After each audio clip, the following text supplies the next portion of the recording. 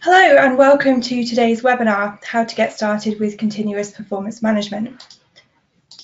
If you don't know Ciphr, we're a leading UK developer of HR, recruitment and learning software that helps organisations to attract, engage and retain their workforces more effectively. Our solutions cover the entire employee lifecycle, from attraction and recruitment through to engagement, development, management, reward and retention. If you'd like to find out more about Ciphr solutions, you can opt in to hear from us via the survey at the end of the webinar or email us using the address on your screen now. We're pleased to be joined today by experts from Headlight, which is one of our Ciphr Connect partners. Their talent management software helps organisations have better conversations with employees about performance. My name is Cathryn Newbery and I'm Ciphr's content marketing editor. With me today are Ian Lee-Emery, CEO and founder of Headlight, and Debbie Hance, Headlight's head of business psychology. Welcome, Ian and Debbie. It's great to have you with us today. Cathryn, thank you. Here's the agenda for today. This webinar should last around 45 minutes, with around 30 minutes from us and then time at the end to answer your questions. If you have any questions, comments or queries, send them in to us at any time using the box on your screen and we'll answer them as best we can. If you miss anything or have to leave the broadcast early, don't worry, everyone who is registered will receive a link shortly after this broadcast ends to an on-demand version that you can watch at any time or share with your colleagues if you think they'll be interested.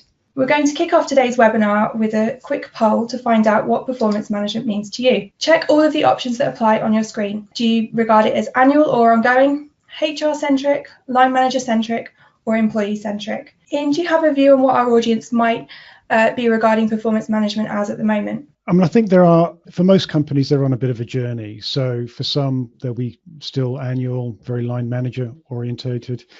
For some others, they would have made the leap and have moved to ongoing and employee centric. So I expect a bit of a spread across all of these, with maybe a larger group around annual and HR centric, but we'll see, I guess. Okay, thanks Ian for that insight. I'm just going to share the results on your screen now.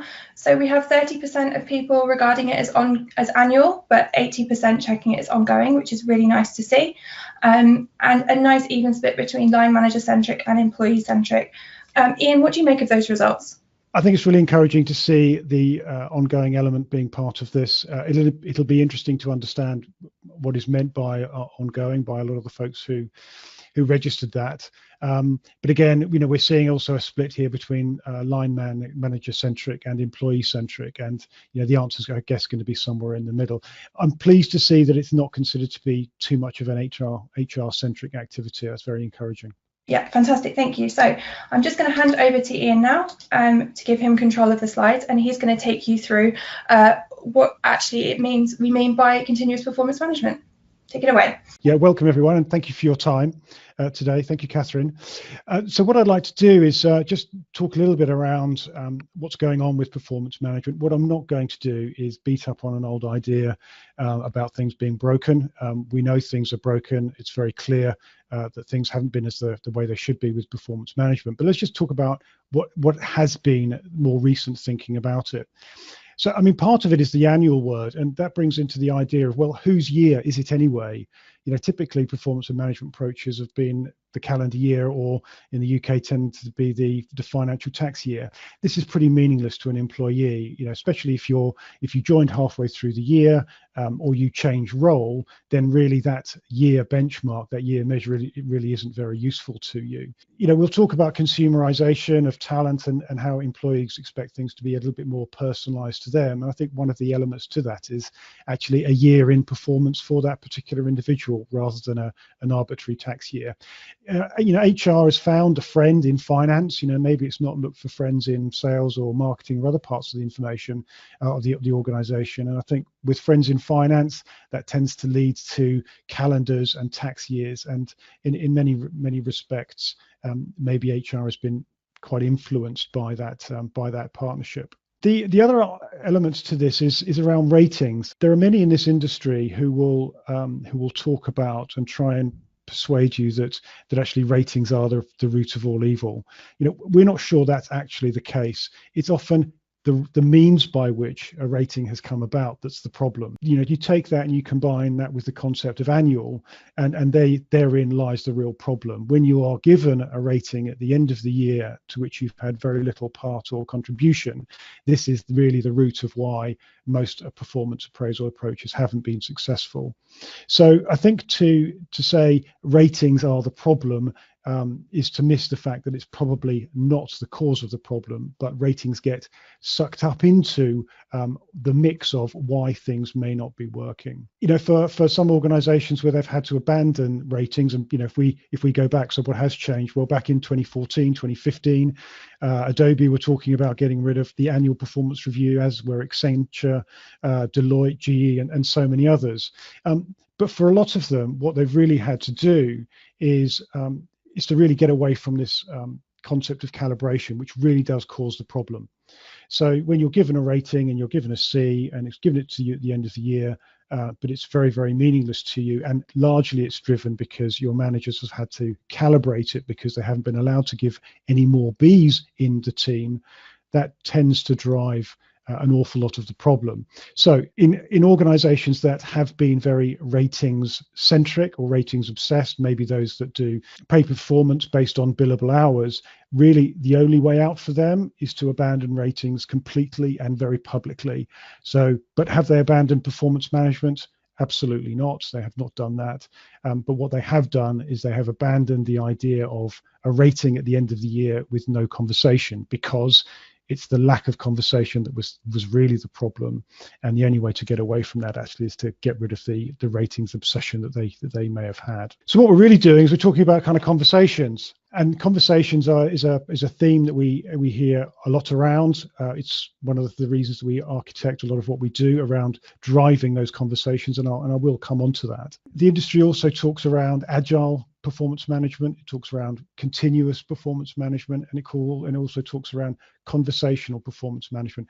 I'm not going to get particularly hung up on the semantics of those, but in essence, they are slightly interchangeable phrases and expressions, and it means that we're having more continual conversations on a much more regular and relevant basis. So I think where we're trying to help organizations move to, and where organizations are trying to move to, is this transition. And while we think about this move, let's think about some kind of hard truths here. Let's think about a particular question. So what are the behaviors that we can observe in an organization that surround current performance practices? I'm sure we can identify plenty of undesirable behaviors around performance management practices, and possibly we can identify where they might come from. But similarly, we'll also be able to identify some very positive performance management practices: the water cooler conversation, people who naturally do check-ins, managers who are very approachable, and so on.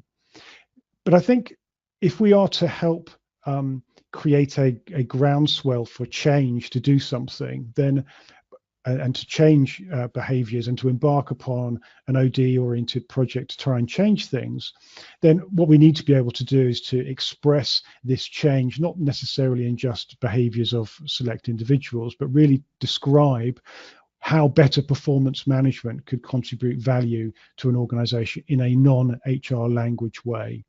And this comes down to a little bit around how we position it and how we choose to influence parts of the organizations whose support we're going to need if we're going to help make this change.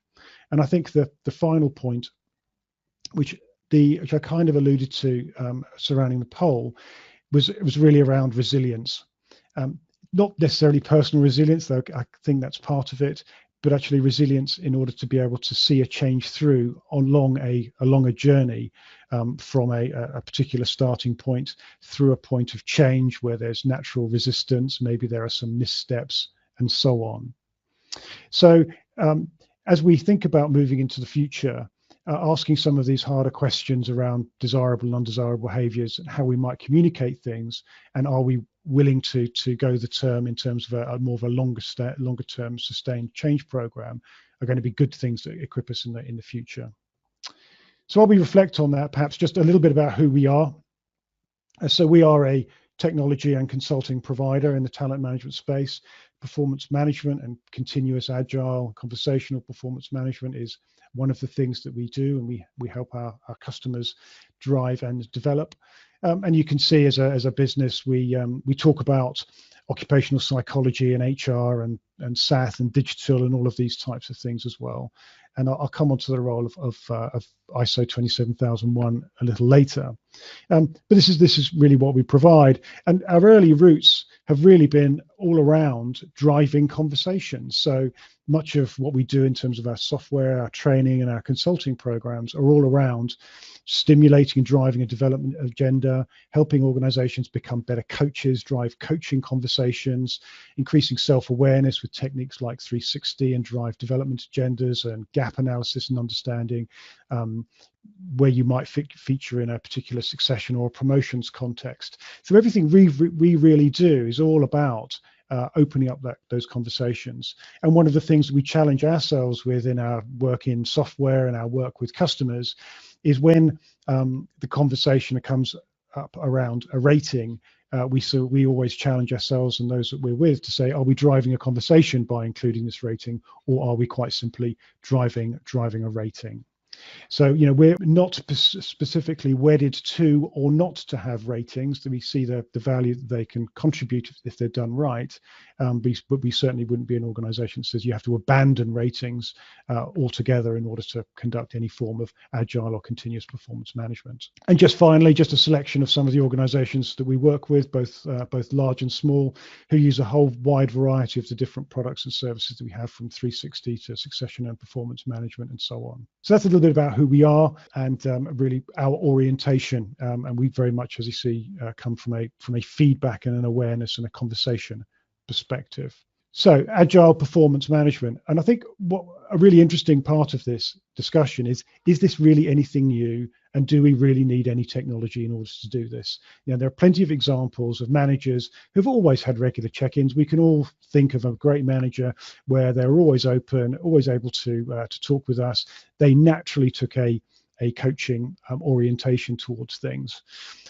But for others, there are, so for those individuals, this is business as usual. What's all the fuss about? Might be their perspective.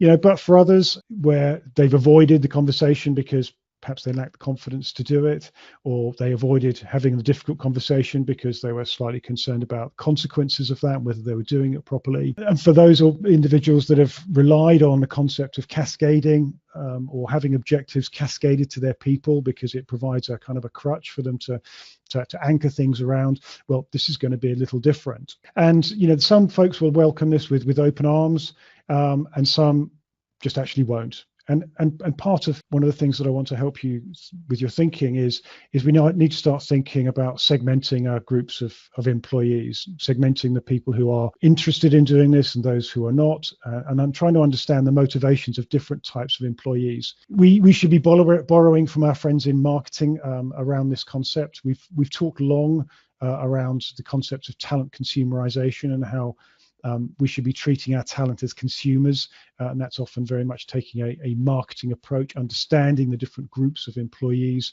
understanding their motivations and drivers, and understanding how we might influence them, not from a cynical perspective, but how we might meet their needs. And we'll come on to this in a little later. Cathryn, back to you.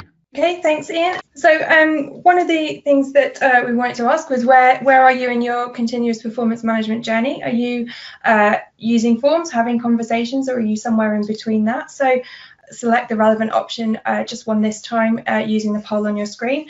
Ian, where do you think many of the people that are listening in today will be falling on this one? Yeah, I think based on the results of the previous poll that talk about ongoing and some elements of being employee-led, I'd like to see more talk around conversations, that have made that move, and fewer people talking about forms. There'll always be some folks who are somewhere in between, but that's probably what I would expect to see. Okay, thanks for that insight. Just going to close the poll now and share the results on your screen. So actually we see that 2/3 of you tuning in today fall somewhere in between, rather than opting for forms or conversations. So not exactly what you were thinking might be the case, Ian. No, you're absolutely right. So that means that I should not be relied on for anything to do with like horse racing or betting or any other kind of predictions, basically, which is fine. So somewhere in between, I think, is probably the reality of most. It'll be interesting to know and to understand those different elements of what in between is. So if people are making this kind of transition, sort of where are they from a slightly more granular perspective. But okay, great, thank you. Okay, thanks very much. Back over to you for the rest of the presentation. Okay. So the poll. Okay, well, it's only appropriate I show this slide. So that's not me, obviously. So what is she thinking? Well, if we are embarking on a change journey and we've done some things, this is the slide to avoid. Maybe she's thinking 6 months in and no one is using the new system, if that's the way that they went. Or maybe she's thinking, do you know what, absolutely nothing has changed. What a waste of time and money. Or maybe she's thinking, the bad managers are still bad managers. So I offer that not to be too disappointing, but really to help think about outcomes. So while this is quite depressing, if we reverse everything I've just said and have that as an outcome, then they're both very desirable outcomes. But what I've not done is I've not talked about the process. So it's kind of sticking to outcomes that is the message that's going to be running through these next 9 halves that I'd like to introduce you to. And so here they are. So here are the 9 halves. What we've done here is try to give you some practical and possibly slightly controversial ways of thinking about how you might move from still being on forms or move through your journey of somehow being still somewhere in between. Let's move on and get straight in. So the first one, we're not going to talk about leadership from the top. It's really easy to say, actually rather difficult to do, and probably not even right anymore. So what we're really going to be talking about is leadership from people that matter. Today's leaders do have a somewhat of a reputation crisis in either in organizations or generally in the world that we live in. And they're not really considered to be quite so influential. Is there always another reason for them saying or doing what they are saying and doing? So what we really need from leaders isn't necessarily them to lead us in this respect for this change to a different way of doing performance management and engaging with our employees. Actually, what we need from our leadership is a clear vision of some kind of future state. So what we want our managers to be doing. And so examples and storytelling of good manager examples of when they were working for a particular effective managers, people who were mentors, these can be much more persuasive than actually if we do this, make this change to performance management, we'll be saving everyone half an hour a month or some nonsense like that. What we're really talking about is how can we use the folks that are in leadership positions, which doesn't necessarily mean the folks at the top, to help us influence and change people, and to do it on a longer term basis rather than just a fiscal quarter. So leadership from those or people that matter is people who demonstrate leadership across the organization all the time. There are influencers. They're the people we need to be demonstrating leadership. Clearly, we need sponsorship from the top. We need buy-in from the folks at the top to spend money or to spend time, but we don't necessarily look for them to lead this individually. Involvement and inclusion is always a really important part of this, but for this, we're going to suggest a different twist on this. So again, I'm going to come back a little bit to marketing and the degree to which you involve these different groups of people. For some folks, they're going to be highly resistant, and we need a different inclusion and involvement strategy for folks who are where you're pushing an open door. We still need to engage with resistors, because if we don't, then they'll become our saboteurs later on. But I think the involvement isn't quite so much just about who and how, because we know who our stakeholder groups are, that we probably need to do a little bit more work about how we influence them, but more about how we involve people. So, and this can be quite difficult for HR, because this area of performance management is HR's backyard. And so one of the things that HR does, for often very good reasons, is it tries to create something. Maybe it's a policy and a process and a procedure which has got the same kind of rigor and diligence associated with things like complying with the law. Now, for performance management, I'm going to suggest actually what you're trying to do is you're trying to change people's behavior rather than just introduce a set of rules. So really what I'm going to suggest that HR do is, rather than present specific ideas around how performance is going to work, I'm going to suggest that HR facilitate managers and peers to come up with the weird and wonderful, crazy ideas around how to do performance management, and then overlay the filter from leadership from people that matter about whether they comply with what we think good performance management is in line with that kind of leadership view. So, you can use hackathons if that's the kind of terminology that works, where you open the floor to all ideas and you have your well-connected and well-networked people as part of the process.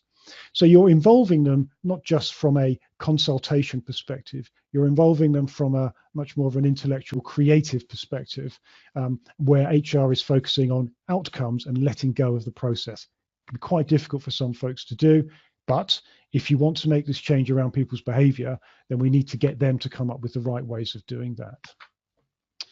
The next one, effective communications. Yeah, it's all kind of easy to say. This really does come down to making friends with the folks in marketing. So we need to take that leadership vision. We need to take some of those examples and stories, and we need to be thinking about those different segments of our population. The busy manager, the laid back manager, the aspirational, ambitious new joiner, the graduate. These different groups of people that all look for something different from performance management and what it's going to contribute to them. We need some simple messaging. And much as reluctantly, I was considering an example here. If we just take, and dare I say it, if we just take Brexit as an example, and for those folks that watch the Channel 4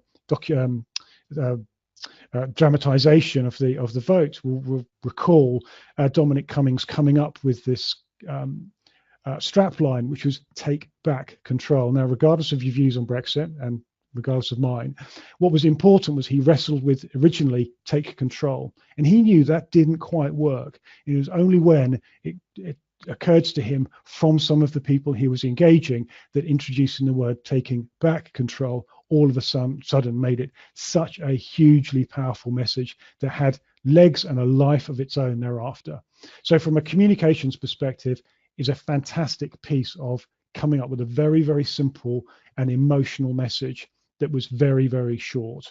That was a hugely powerful piece of communications, and we can do the same thing with our performance management approach by constructing something very, very simple and something persuasive. And your key influencers, the folks that lead from the middle of the group, are the people who can help you do that.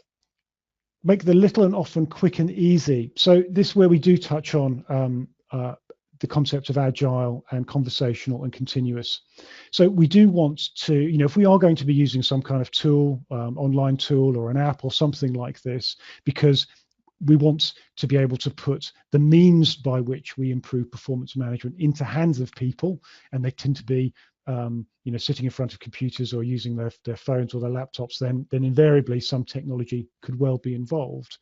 And we want to make it quick and easy and little and often, so that we can avoid the whole problem of an annual review because nobody's done anything on it for 12 months because it's been too difficult. So we can use some technology to make the little and often quick and easy. But I think one of the things that the industry doesn't tend to talk about is actually what's going on with technology in organizations. And right now, IT are fighting a huge proliferation of apps in companies. They're also fighting data breaches, data security issues, information security, the behavior of people, GDPR, and so on. So I think really what I would say is we shouldn't lose focus of little and often, quick and easy, but we also need to make sure that we're not creating unacceptable risk for people and unacceptable risk for IT, because they're pretty powerful individuals, especially with a information security card in their pocket. So ISO 27001, if you don't know what it is, then it is an information security standard. If your vendor doesn't have it, ask them why not, and do choose a vendor that does have it, because you can then sidestep a lot of the IT problems, which will instantly become huge roadblocks for you. If you haven't made that nod to information security about how people communicate with each other around performance and performance management. So we all want to shift this. I was very pleased to see in the poll we had 50% talking around being employee centric. Absolutely. We want this not to be an HR project, though clearly HR finds itself in the driving seat for all of this. It's kind of interesting. who is knocking on the table of the board to say we need to change performance management? It's probably not managers, it's HR doing it. So we're not getting a push from the manager population to do necessarily agile performance management. We are getting a push from them to say we really don't want to do forms-based annual performance management, and you can see it through their arguably passive aggressive means by which they just refuse to complete forms. So by moving it into out of HR into employees and managers really is the way to do that. I'll come back to the fact that HR does have a view that it needs to kind of get everything perfectly right first time. It needs to construct something which is, you know, out the door, absolutely full and complete and feature rich, and therefore probably won't be changed. And we need to change that thinking. You know, Agile is a arguably an IT tech methodology around sprinting, which is around doing something very, very quickly in order to achieve an outcome. And I think what we're saying here is if you want to shift ownership out of HR, then we need to stop thinking about creating the final product on day one and start thinking about how can we put something in front of people who are willing to experiment, to pilot and to try things out and to tear it down. What we're not doing is guessing at what works. What we are doing is proving what's the best by getting feedback from stakeholders. So, you know, if your tool doesn't really allow you to do piloting or to change anything, well, ownership can be a bit of a problem. If the tool, if you choose to use one, does allow you to change configurations and experiment with different features, then this is going to help you shift your ownership into the hands of the people, and you can therefore not take on the kind of policing routes that HR typically have. This is never an easy one really to talk around HR skills. There's two areas really that HR could arguably improve. One is about digital skills and whether your folks in HR are digitally native, digitally comfortable, whether they talk about not being very technical. I'll come on to that in a second. I think nowadays, regardless of whether we're talking about performance appraisal, we need HR folks who are absolutely digital natives, who are fully comfortable with all of the digital technologies that are in front of them. You know, you don't see anyone in marketing, generally speaking, saying they're not very technical. You know, marketing folks understand segmentation and CRM systems and the maths and the data around different segments and populations and so on. They are generally digitally native. If you're an HR person and you feel uncomfortable with technology, this is a career threat and a career opportunity for you. If you're a leader of an HR team and some of your folks aren't digitally native, then I think this is probably an opportunity for you to tackle that. I have to say, if you're not digitally native in this world that we live in, I think it's really tough to think about survival. Enough on that, digitally native.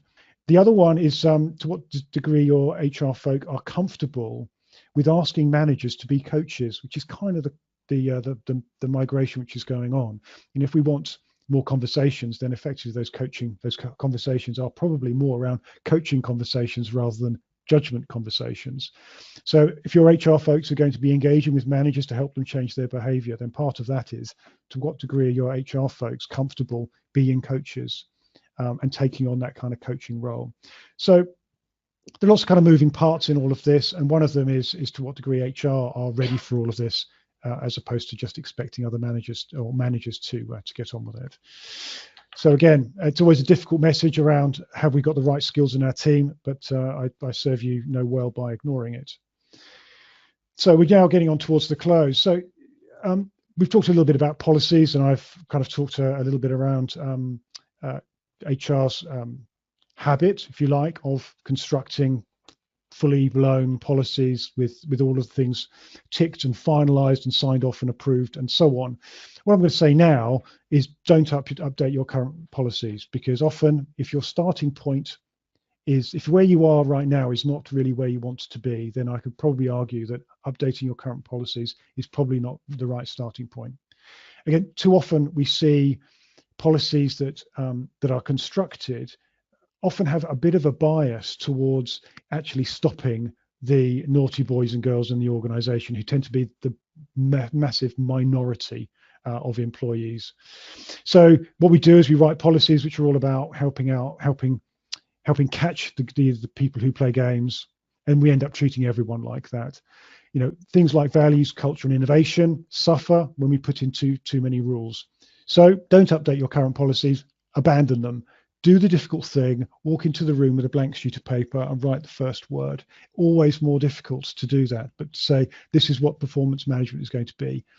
If you can, avoid or don't let HR folk go on to the online communities and say, can we have your policy or your description of your continuous performance management, please? Ask people to actually come up with themselves from a blank page. Always more difficult, but if it's genuine and it's authentic and it's linked to the leadership values that were espoused at the beginning, and you've got input from other people and your stakeholder groups, and you've understood your influencing strategy and your language, then actually, while writing the first word might be the most difficult, writing the rest of it is going to be so much easier. I think the second thing we also have around policies is often they are heavily coupled with lots of other activities around pay and reward, performance improvement plans, exits, disciplinaries, and so on. I would say if we are genuine around continuous and conversational agile performance management, decouple everything which is nothing to do with that, but couple things that are. So an example around decoupling. Clearly, we should not be using 360, generally speaking, for pay and reward. We've heard people do this before. We've seen people do it before. Typically, there are tiers. We would always advocate not doing that. We have walked away from customers who have insisted that's what they wanted to do, and we've politely declined. So decouple pay performance and 360-degree feedback, typically, as an example. But make very strong links with things like the career conversation. If you are prompting career conversations in the organization, couple that with talent mobility and succession planning. Why on earth wouldn't we do that? So if you're not currently doing that, and succession planning, talent mobility, career conversations currently sit in a different place, bring them together. We believe the flip side of succession planning is career planning. That's the career conversation. Let's link them together. There's no loaded gun here with those two elements. They belong together. Okay, so nearly at the end now. So we've talked a little bit about HR skills. Clearly, the moving part in here is around manager skills and whether they have the ability and the confidence to have the kind of conversations that you really want them to have and help them move. They'll need to be led by example. They will have biases. We all do. We have some resources around helping understand biases and mitigating them.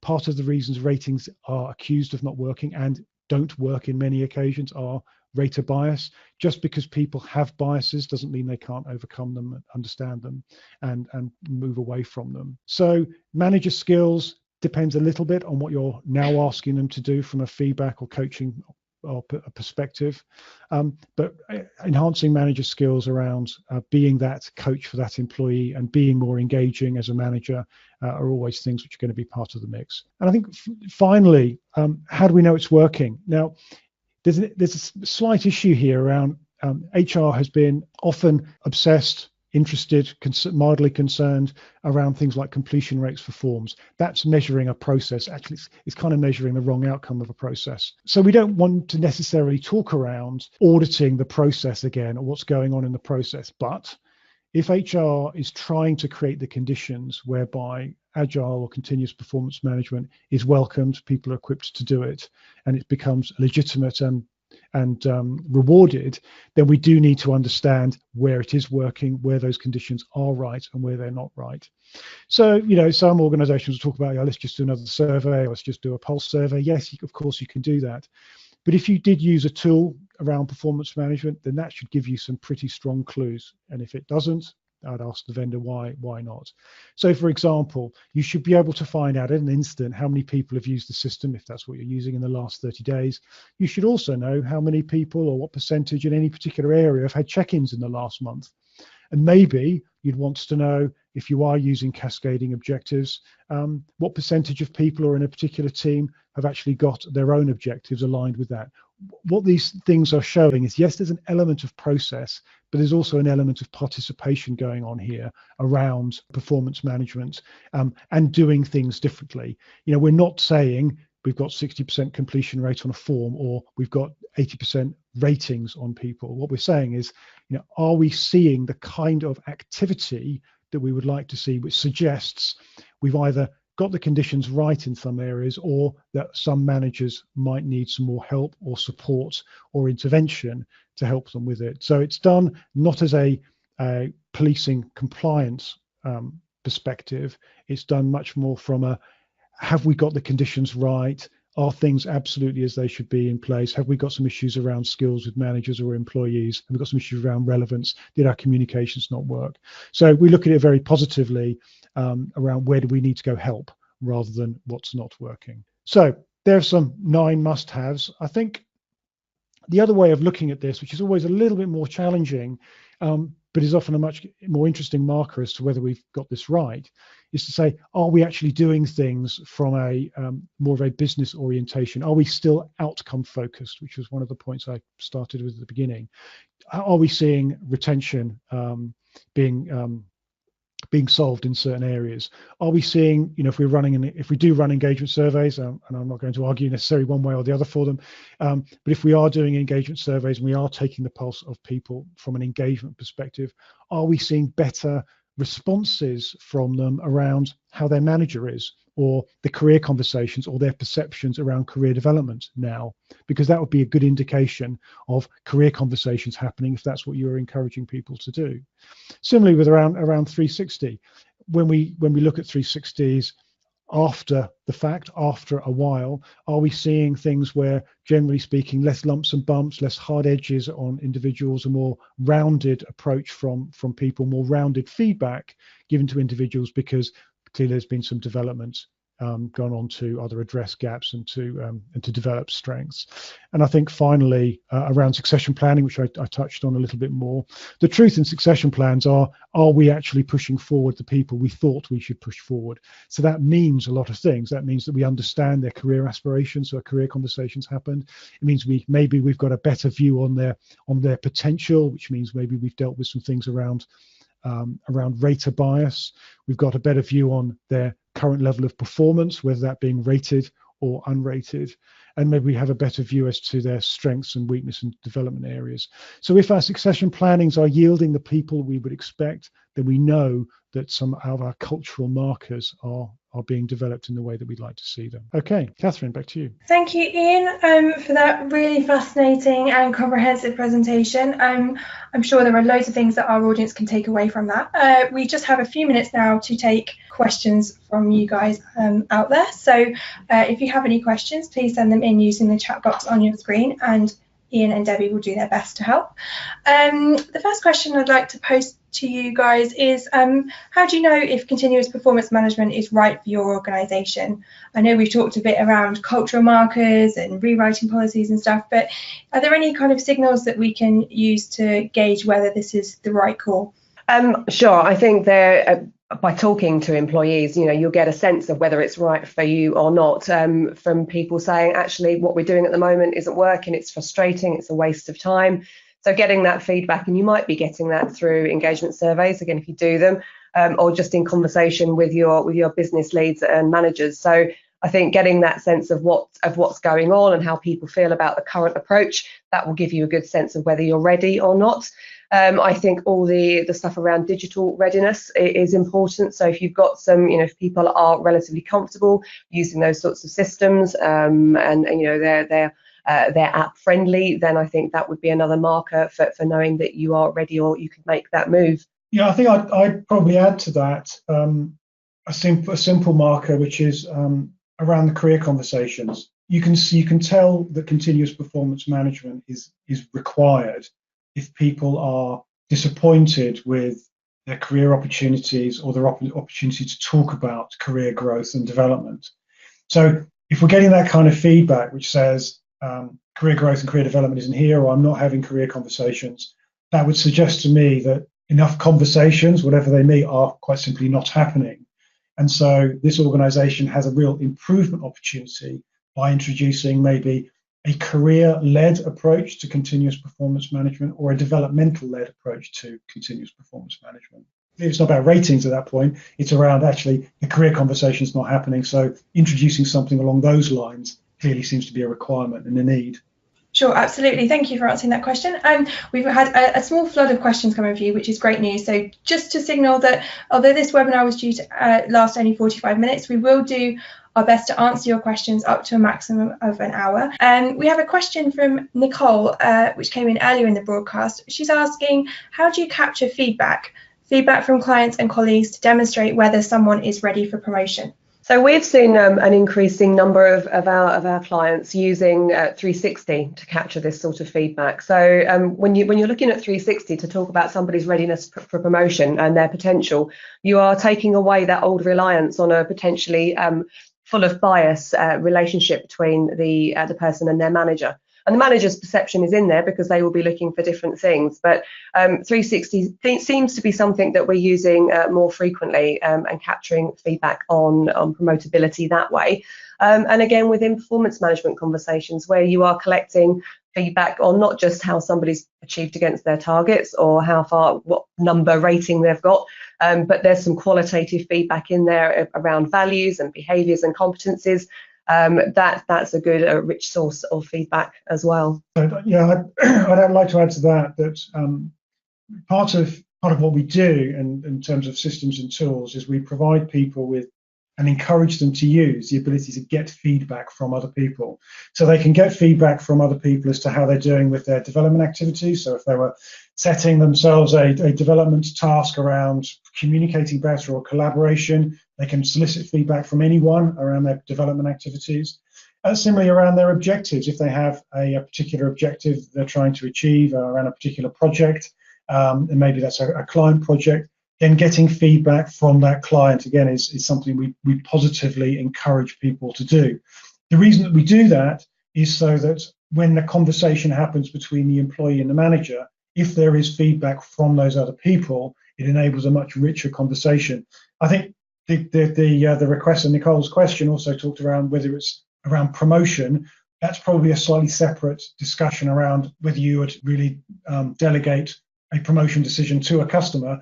But I think the purpose of getting some feedback around the individual's performance is certainly a really useful addition to a performance and a promotion-based conversation. I think I was going to add, there's something else in there about looking at the right criteria. So maybe getting just feedback on somebody's current job requirements and the role that they're doing at the moment may be insufficient to gather feedback and information on whether somebody's ready for the next role up.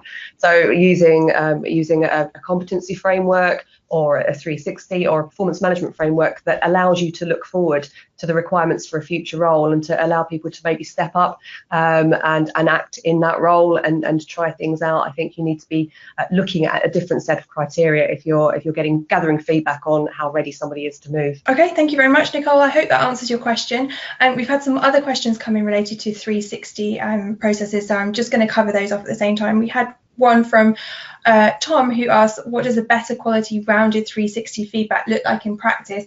I feel like we've kind of touched on that, but was there anything else you wanted to add on that topic? Yeah, so just on that, so when you look at, and we've seen plenty of feedback responses, when you look at individuals, sometimes they have some very, very obvious blind spots, or they have some very differences in perception. So maybe how they manage upwards versus how they manage downwards or sideways. Or maybe from a skills perspective, they might demonstrate 3 very strong skills and 1 very weak one. So I think when we're talking about being more rounded, I think what we're really talking about is a more even set of perceptions around someone's skills, generally speaking, and then we're seeing a more consistent perception of an individual, maybe around some behaviour. So we're not seeing a great strength in managing upwards versus managing downwards, because that's not necessarily great behaviour. So I think that's what I mean by something slightly more rounded and more even. It's around knocking out some of those blind spots and building up some of those weaknesses, maybe. Okay, thank you, Ian. Hopefully that covers your question. And we've had another related one, which is a really good one from Inga. She says, in terms of a 360-degree process in an SME, how can we encourage honest feedback and a culture where employees feel comfortable being honest about their peers?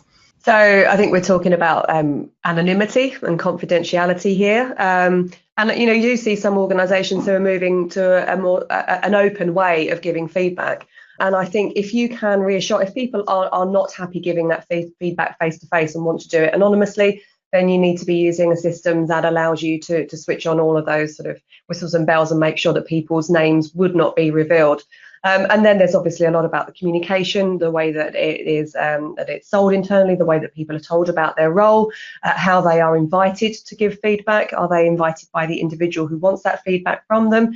Are there minimum numbers in different categories? So I think it's stuff around the communication, stuff about the way you set it up. And then obviously a great amount of stuff that needs to happen after you get that feedback. So people need to be confident that they can provide feedback openly and that there won't be any negative repercussions afterwards. So I think there's a lot about the management of the relationship there that could take place as well. To add to that, this comes down to a little bit about trust, in my opinion. I think if we could have a situation where everyone could give 100% unsolicited feedback honestly without fear of punishment or retribution, that would be a great place for us all to be in. I don't think that's the case for many in organizations. So the relationship between employee and manager and providing upward feedback, or I think as an example, peer feedback, still has some connotations around it. So I think part of that is a journey of understanding that if you do provide feedback, that there are no negative consequences. Providing feedback is constructive and not litigation and all that kind of thing. But providing the feedback is given in an open and honest spirit to help an individual, i.e. the ground rules. And if there are no consequences from having given direct and robust feedback, then that starts the beginning of a culture change around being more feedback friendly as an organization, which means that when you start reaching out and asking for feedback and getting unsolicited feedback, it creates a much more of a collaborative, trusting environment. And it's a journey, like many things, for organizations along the kind of idea of trust. Okay, thanks very much. Hopefully, Inga, that answers your question. I have another related one from Sophie here. She asked if you could explain a little bit more about why you think it's important to separate 360 reviews and performance reviews. So where performance reviews are used as part of a pay discussion, then clearly if we're getting feedback in the 360 from direct reports, then that does create a bit of a connection between how much an individual gets paid to the feedback that people over which I have control, their opinions. So we should be not including those kind of connections. 360 is a great way of developing insight and developing understanding of your blind spots, whether that's blind spots to what your direct reports think or not. What we can do is exclude or not use feedback from peers and direct reports as part of the behavioural discussion, which often is what 360 is about. But making a direct connection between your direct report gives you 3 out of 5, that means you only get 3/5 of your bonus, is absolutely something that shouldn't be used.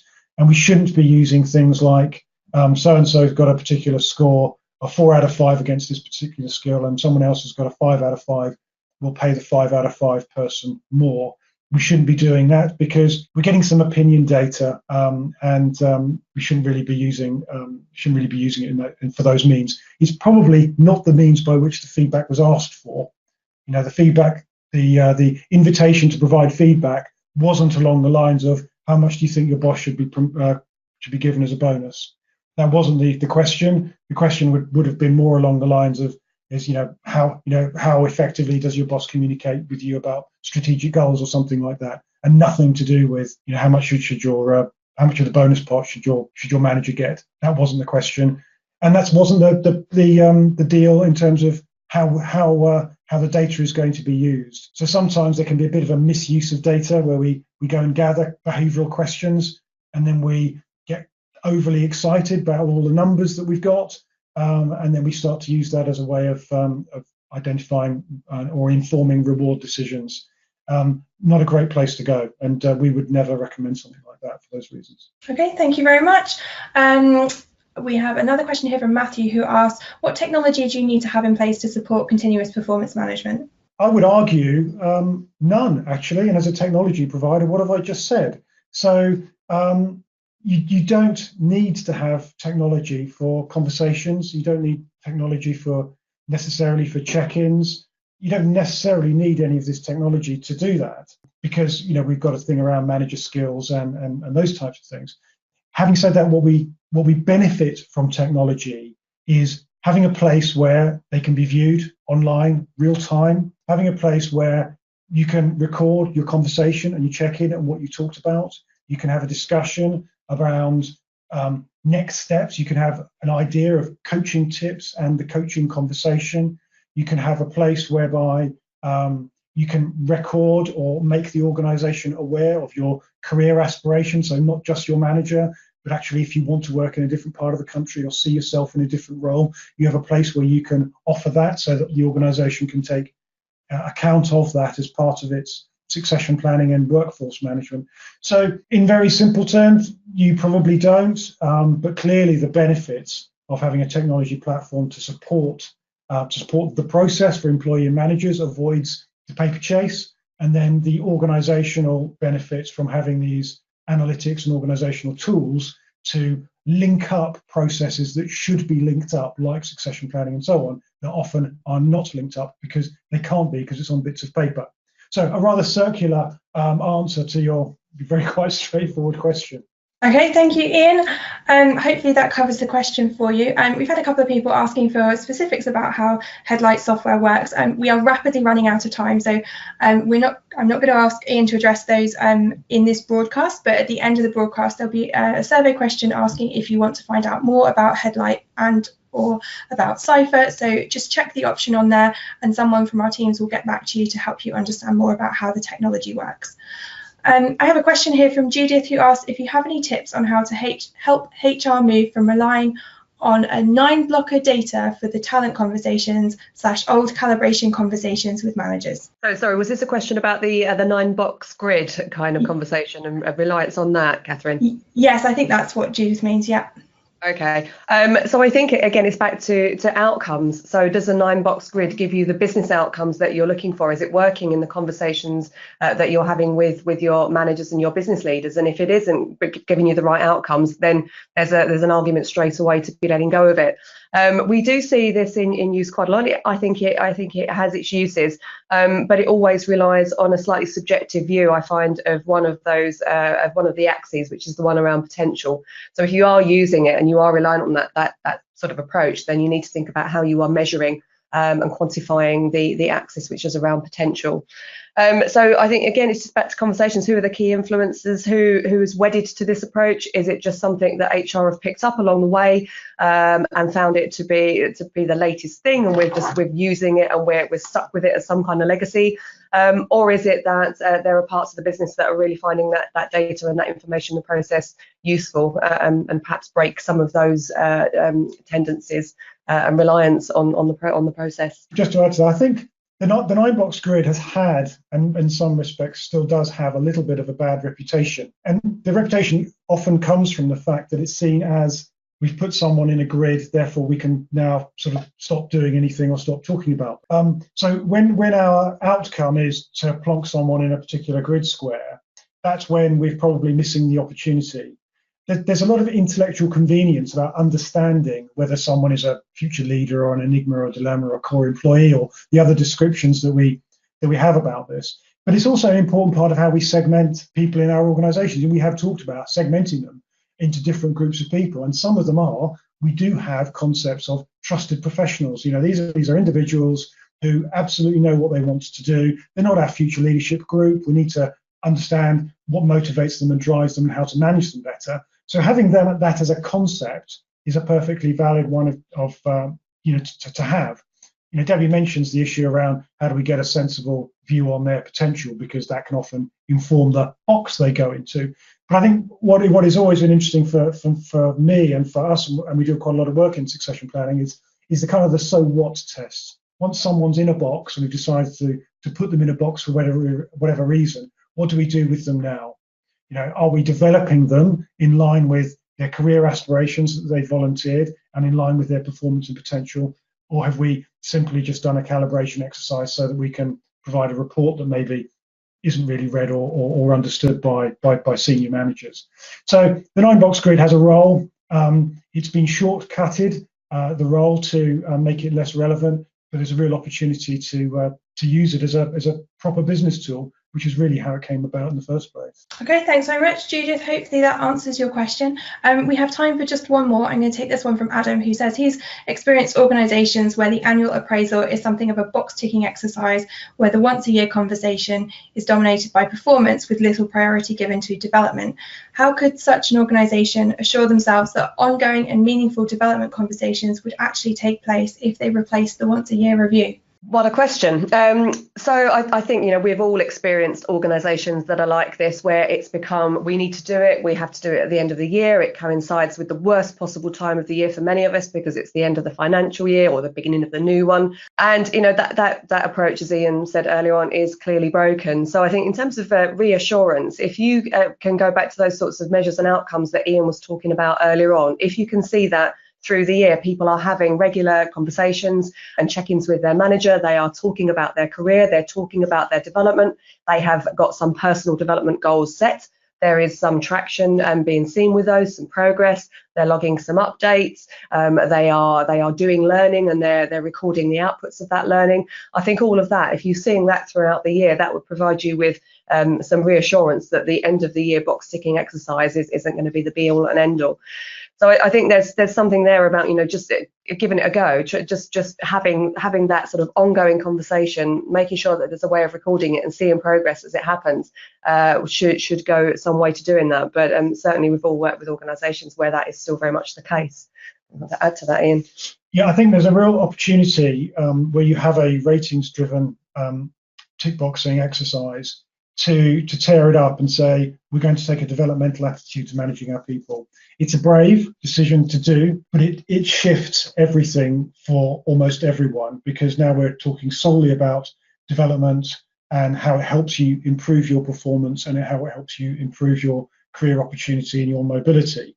So if the annual appraisal process is now considered not to be effective, then actually replacing it with a very developmentally oriented way of doing things is a really bold, brave, courageous, and valuable move.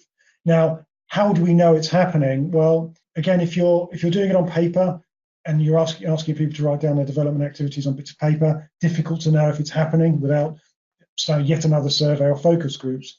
If you're using tools which help people record their development activity and get feedback from others and all that kind of thing, such as the ones that we might happen to have, then of course you're going to see a lot of activity. You'll see where the activity is happening around people setting development goals and actually engaging with their development activity, which is the next part of it. It's not just simply, I need to learn something. It's, okay, how am I demonstrating that I'm learning something and why am I learning this? Okay, thank you very much. That's all we have time for on the questions. Hopefully we've managed to answer most of them as best we can.